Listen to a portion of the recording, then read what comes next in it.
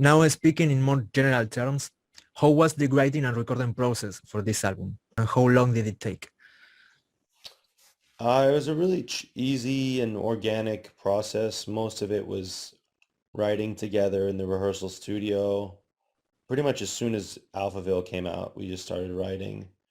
Some of the songs people came in with like a whole piece or parts of a piece and we add to it or work on it, tinker with it.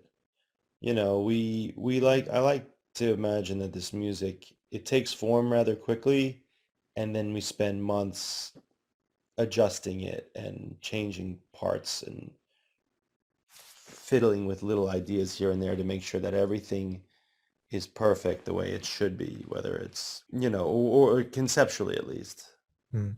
And the creative process from one album to another is changed or is in the same way? I guess you could say it always is changing. Mm. We never stick to one style of writing or composing. We're always open to new ideas or new methods of composition and creation. So it's always changing. We're always pushing ourselves to uncomfortable territories. Mm. And how do you get inspiration to start writing a song or an album? Do you sometimes find it difficult to get inspiration? It's a tough question to answer. I don't think a lot of artists really know where they get. For me, maybe the most common places that I find inspiration is when I'm learning. I'm reading about skyscrapers in New York City, or if I'm watching a film, or I'm listening to music that's not metal, like, something completely different. I hear something, I go, ooh, that's kind of interesting. What would that be like in a heavy metal context? Like, and then maybe that from that small idea will blossom a song or a riff or whatever. But I guess, yeah, learning new things, I think, is probably the best place for me to get inspiration. Perfect.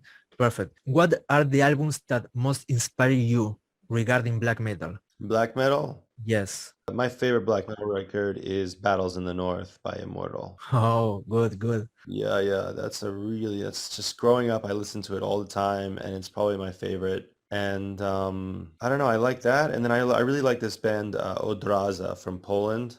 Mm. I don't really know much about them, but they have a couple albums out that I really think are really creative and pushing into that sort of metropolitan city sounds of black metal that I think are really cool. I mean, I grew up just listening to all that Bathory and all that sort of old school black metal shit. That's just like, I think the main inspiration or the can, because we're not so much a black metal band anymore, I would say.